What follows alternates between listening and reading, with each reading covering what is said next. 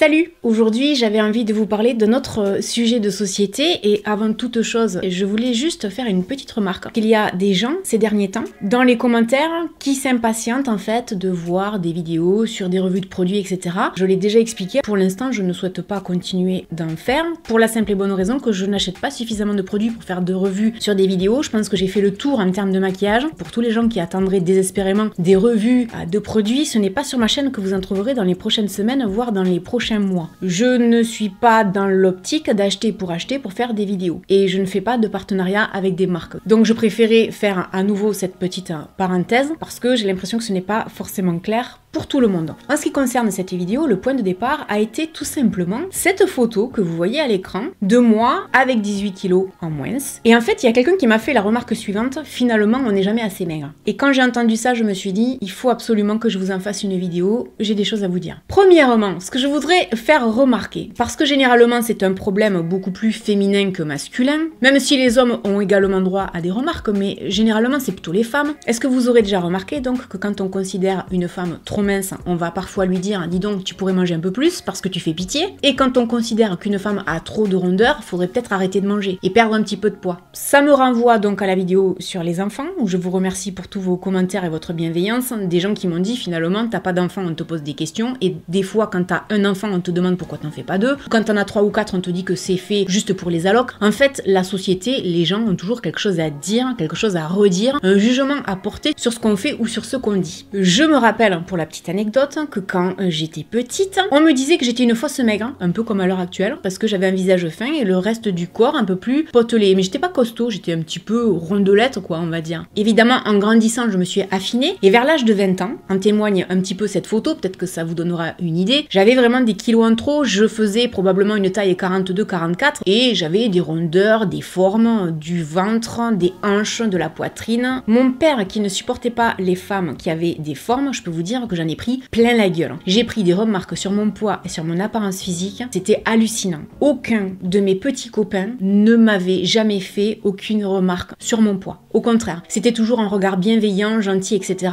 Alors que lui me faisait vivre franchement un enfer. Bon, ceci étant dit, j'ai pas perdu de poids pour lui faire plaisir. Je voudrais vous faire part du coup d'un sondage qui est paru en 2020. 69% des Français ressentent une pression médiatique liée au summer body. Pour traduire, en fait, le summer body, c'est le corps de l'été, c'est-à-dire un corps affûté, mince. Vous imaginez 69% des Français. Ça en dit long. Hommes et femmes confondus. Hein. Et ensuite, on nous dit que 76% des Français mangent moins à partir de juin. Sans déconner, quoi. Mange moins à partir de juin. D'ailleurs, vous vous doutez bien que c'est la période des beaux jours et que généralement, dans cette période de l'année, on a droit aux fameux magazines féminins, perdre du poids avant l'été, pour se mettre en maillot, etc., etc. J'ai remarqué quand même que cette année, c'était beaucoup moins présent que les autres années. Pour autant, quand même, en janvier 2022, donc en début d'année, hein, c'est pas si vieux, on trouvait des articles sur internet pour nous expliquer comment perdre du poids avant l'été. Parce que tu comprends bien que si t'as quelques kilos en trop pour aller à la plage, en bikini, ça va pas le faire. Donc il vaut mieux que tu perdes un peu de poids. Malheureusement, ça, on va quand même pas y échapper. Toutes les années, ça sera pareil. Et le plus fou là-dedans, ce sont les recherches liées à ça sur Google. Du genre, comment perdre 10 kilos en 2 semaines? Comment perdre 10 kilos en 3 jours? Déjà, je vous pose la question, 10 kilos en 2 semaines, je pense, pour avoir fait des régimes alimentaires, rééquilibrage et tout ce que vous voulez, que c'est très compliqué. Mais à mon avis, il faut vraiment s'affamer. Alors, vous m'expliquerez comment on fait pour perdre 10 kilos en 3 jours, c'est juste impossible. Ensuite, on trouve des questions du genre, quel remède pour maigrir vite? Quelle est la partie du corps qui maigrit en premier? Pourquoi quand on ne mange pas, on maigrit? Les standards de la beauté ne sont pas la réalité. Pour preuve, il y a une différence extrême entre la plus grande majorité des mannequins et des influenceuses sur les réseaux sociaux qui ont des corps de rêve et nous là, madame tout le monde. La différence, elle est flagrante. Regardez, je suis tombée sur ce camembert l'autre jour. Voilà ce qu'on nous dit. En fait, c'était la dernière campagne nationale de mensuration. Et c'est très intéressant. En France, on nous dit que la taille la plus courante chez les femmes, c'est le 40, suivi par le 42. Plus de 40% des Françaises font du 44 et plus. Les tailles 34 et 36 qu'on voit majoritairement sur les mannequins correspondent à moins de 6% des Françaises. Donc, mesdames, c'est nous qui sommes dans la norme. C'est pas ce que vous voyez dans les médias. Et ça remet un peu les choses à leur place. Alors, je ne sais pas si vous êtes au courant. Est-ce que vous avez remarqué la nouvelle campagne de Etam pour leur fameux maillot de bain taille unique? Donc ça pourrait être plutôt pas mal. Mais moi, quand j'ai vu la pub en vitrine de chez Etam, j'ai halluciné. Pour moi, cette pub, c'est une blague. Parce qu'en fait, en gros, le maillot de bain taille unique, numérique s'adresse aux jeunes femmes blanches et minces. Donc ça me concerne pas. Quand je regarde cette photo, je me dis mais ça représente qui en fait? Une certaine catégorie de femmes, mais pas toutes les femmes. Je me suis rendu compte qu'en fait, ils se sont plantés dans leur campagne de pub. Tout simplement parce que si on va sur leur site internet, on se rend compte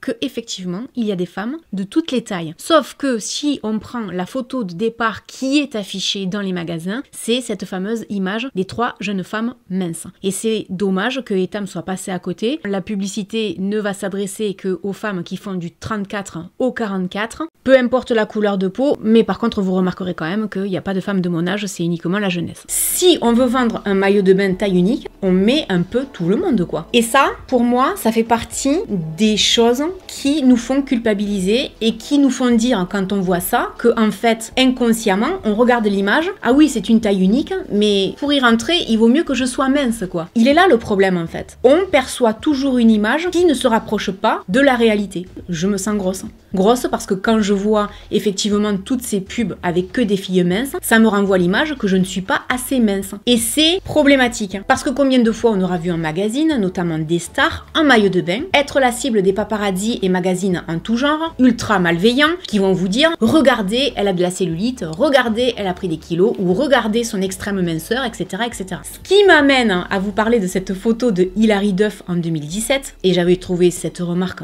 extra. Cette photo donc était paru dans des journaux à scandale et Hilary Duff avait repris cette fameuse image sur son compte Instagram et avait dit la chose suivante. Je vous le traduis. Puisque les sites web et les magazines aiment partager les défauts des célébrités, eh bien moi aussi j'en ai. Mon corps m'a fait le plus beau cadeau de ma vie, Lucas, il y a 5 ans. J'aurai 30 ans en septembre, mon corps est en bonne santé et m'amène là où je dois aller. Mesdames, soyons fiers de ce que nous avons et arrêtons de perdre un temps précieux à espérer que nous soyons différentes, mieux et sans défaut. Franchement, quand je regarde cette photo, sa cellulite, elle est à peine visible. Quand je la compare à la mienne, je me dis, le problème, c'est pas Hilary Duff qui est à la plage avec son fils et qui a rien demandé. Le problème, c'est le journal qui va encore plus faire culpabiliser les femmes comme moi, parce que moi, quand je la regarde, Hilary Duff, je me dis, non seulement elle est bien foutue, mais en plus, elle a quasiment pas de cellulite. Vous imaginez l'image négative que ça peut me renvoyer de moi-même? Il est là le problème. C'est la même histoire que Etam tout à l'heure avec les maillots de bain. On nous renvoie constamment des images de femmes, soit qui sont minces, soit qui n'ont pas de cellulite, soit qui ont des corps de rêve, avec des standards de beauté inatteignables. Et si vous êtes dans cette situation de vous dire j'ai des kilos à perdre ou j'ai des kilos à prendre, ce qu'il y a aussi dans le sens inverse, posez-vous la question pourquoi? Est-ce que comme moi c'est une question de santé? Est-ce que c'est pour vous sentir mieux parce que vous vous sentez un peu serré dans vos vêtements? Est-ce que c'est parce qu'on vous fait des remarques? Parce que sur les réseaux sociaux vous voyez des corps qui sont parfaits et vous du coup vous vous sentez mal à l'aise? Qu'est-ce qui fait que vous ressentez le besoin de prendre ou perdre du poids? Je pense que la première question elle est là. Est-ce que vous saviez que depuis le 4 mai 2017, un décret oblige la mention photographie retouchée sur des photos à usage commercial publicitaire qui ont été retouchées ou retravaillées via un logiciel de traitement d'image afin d'affiner ou d'épaissir une silhouette ou de retirer un bouton. Sachez que ce décret concerne uniquement le corps et pas le visage. Tout contrevenant qui ne respecte pas ce décret encourt une amende de 37 000 € pour une photo retouchée, donc sans mention. L'objectif, c'est d'essayer de lutter contre le diktat de la beauté, trop maigre, qui entraîne donc notamment les adolescentes vers l'anorexie. C'est une façon détournée de s'attaquer aux troubles alimentaires qui toucheraient environ 600 000 personnes en France. Ce qui est dommage, c'est que déjà, on nous dit que c'est uniquement le corps et pas le visage, et ensuite, ce ne sont que sur les photos à but commercial. Le gros problème à l'heure actuelle, c'est également les réseaux sociaux. On va pas se mentir. Combien d'images retouchées avec des filtres sur Instagram, sur TikTok notamment. On le sait, de toute façon, on n'est pas dupe. L'industrie de la mode et de la beauté ont souvent eu recours à Photoshop afin de créer des corps qui sont plaisants à l'œil et donc visuellement parfaits, on va dire. Le problème, c'est que ce modèle de perfection, il est lourd de conséquences puisqu'inconsciemment, on va le consommer, on l'assimile et ça devient pernicieusement une norme qui nous fait complexer, voire même avoir honte de ce qu'on est. Et progressivement, la minceur prend le dessus et s'impose à nous comme un idéal esthétique. Il est là le souci. C'est pour ça que je vous dis que quand on a envie de perdre du poids, la première question qu'on doit se poser, c'est pourquoi est-ce que je souhaite perdre du poids? Le problème des réseaux sociaux et des influenceuses et qui veulent vendre du rêve, c'est qu'on regarde et qu'on peut admirer parfois des standards de beauté qui sont inatteignables. Donc, j'ai envie de vous poser une question. Est-ce que ça ne serait pas plus judicieux de changer de nourriture médiatique? Oui, oui, j'ai bien dit nourriture médiatique. Moi, je suis par exemple la youtubeuse Shake Up sur Instagram. Je trouve son compte Instagram très intéressant et très enrichissant. C'est une très belle jeune femme, mais elle n'hésite pas à parler de son corps, de son petit ventre, de son petit ceci, de son petit cela. Elle est merveilleuse et quand on la regarde, moi je me dis, mais ça fait du bien de voir des filles comme elle parce que ça décomplexe les femmes comme moi, quoi. D'où cette vidéo pour vous dire, et si on arrêtait de culpabiliser à cause des autres? Le problème, c'est peut-être pas nous. Le problème, c'est les autres. Quand on y pense, combien de femmes ont fait un ou plusieurs régimes dans leur vie, et probablement plusieurs. Je parle pas des gens qui ont des problèmes de santé là, je parle des femmes qui ont quelques kilos à perdre. Combien se sont mis au régime des dizaines de fois dans leur vie? Souvent ça marche même pas. Tout ça donc pour vous dire, ne culpabilisez pas. Et je finirai avec cet exemple qui moi m'avait fait froid dans le dos. J'en avais fait une vidéo il y a probablement 5 ou 6 ans, le fameux challenge A4. Alors je ne sais pas si ça existe encore, mais sachez que le challenge A4 en fait, c'était chez les adolescentes, le fait de prendre une feuille A4, de la mettre devant soi et de se dire, si ma taille est plus fine qu'une feuille A4, c'est que je suis bien et que je suis mince. Si je dépasse de la feuille, ça va pas du tout, il va falloir que je maigrisse.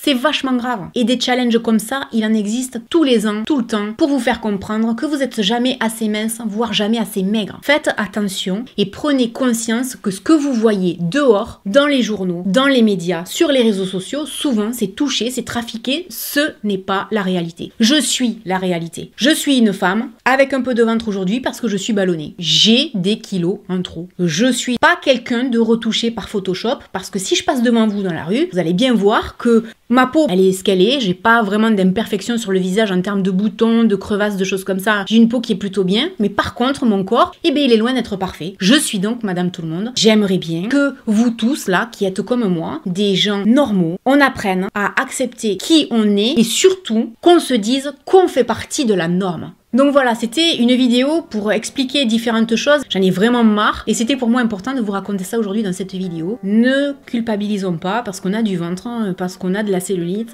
ou parce que peu importe. Et n'oublions pas non plus une chose, c'est qu'il y a plein de gens qui ont des corps parfaits, qui ont des regards bienveillants sur les gens qui n'en ont pas. Entre guillemets, je m'entends quand je dis ça. Donc arrêtons, j'espère que cette vidéo vous aura plu. N'hésitez pas à me laisser un commentaire et puis je vous dis à très bientôt dans une prochaine vidéo. Salut.